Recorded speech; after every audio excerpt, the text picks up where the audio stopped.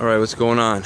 Greg Quintero here, and I'm putting together a super basic, short, so you have no fucking excuses workout using body weight. Alright?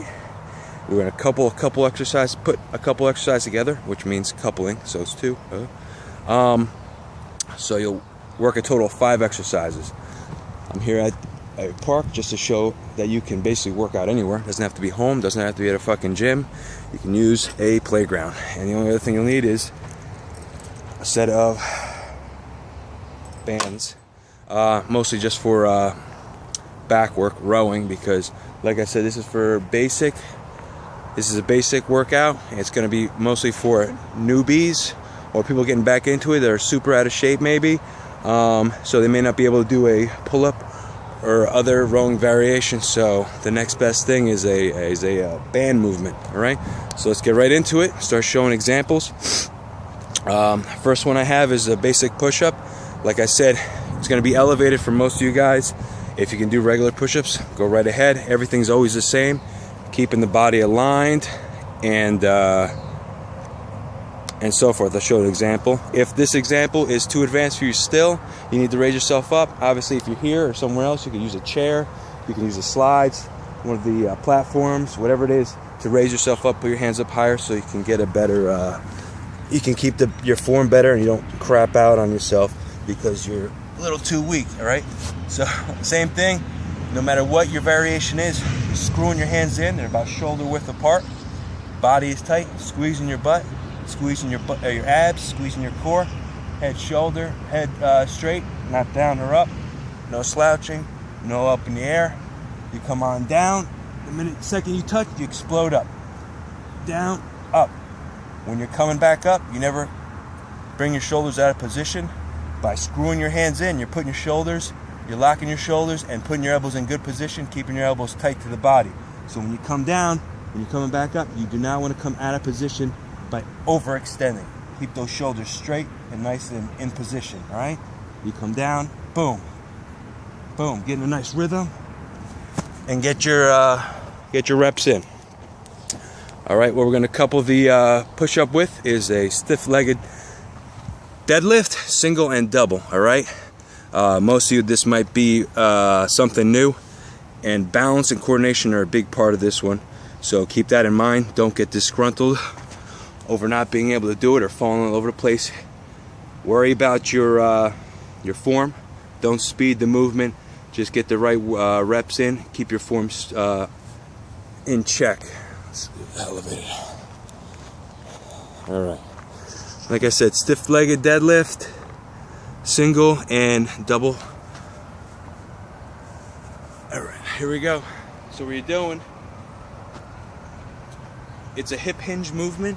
So again, your hips are the first thing to move, butt back and so forth. All right, so it's like this. Your butt's nice and tight, your knees, slight bend, and this is the first movement. Boom. So if you have one leg, boom. All right, let me get further out. Do forward first. All right, this is double leg. Knees a little bit tight or a little bit bent.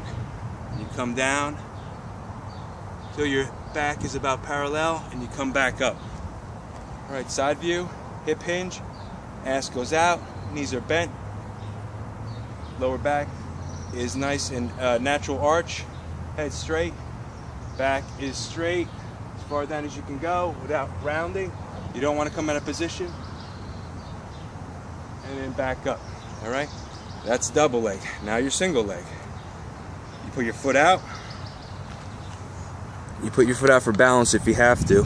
All right, so for example, I'm going to be on this leg, put this one out for balance, but you want to work to being off of it. All right, balance, like I said, hip hinge back, and you're coming, same thing, coming down, coming down, coming down, coming down, and then coming back up. All right, you're going to work to do a one-legged without the foot on the ground. So here's a forward move, forward view. Again, my foot's out, little bend in the knee, arch the back, hip hinge, straight back, straight back, straight back, straight back, straight back, and then come back up. All right, then you'll do the other leg, obviously. So when it comes to that one, 1 rep is a single leg, and then a double. Let me show you real quick. Here's 1 rep for our workout. 1 rep is 1 single leg. That's what you want to work to do that, all right? So it's 1 single leg, next single leg, and then double leg. All right? Single leg, single leg,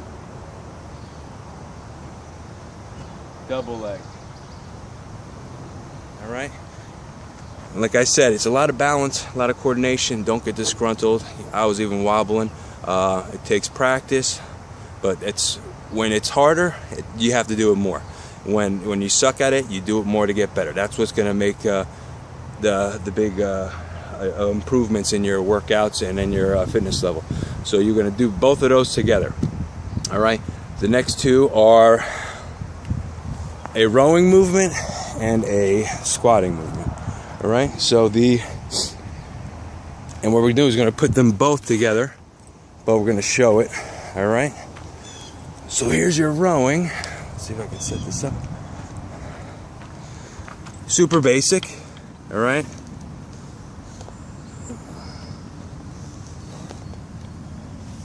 So if you have a handled one, super simple. You throw it over something and you row. You gotta put good balance and you row it to yourself. Row. Row. All right. Very simple. And I had another video on that before. You guys can check it out if you have to. All right. Now, the squatting movement. All right. The squatting movement is the next one. Let's see if I can get this. Hold on. All right. Now the next movement is, like I said, squatting movement. Another hip hinge movement. So you're moving your hips first. All right. During the movement. Show it real quick. I'm going to use this as my guide, so I'm obviously not going all the way down. All right, hip hinge, boom. Legs, knees are slightly bent, come down. Chest is up. Back is natural arch, head forward. Once I feel it, I come back up. Explode through the hips. Explode through the hips, all right? Push the hips forward, back into position. I tap and go. I'm using that as a guide. If you could do it natural without it, even better. You go down as low as you possibly can. Don't worry about not being able to. You do what you can. Do the variation that you can.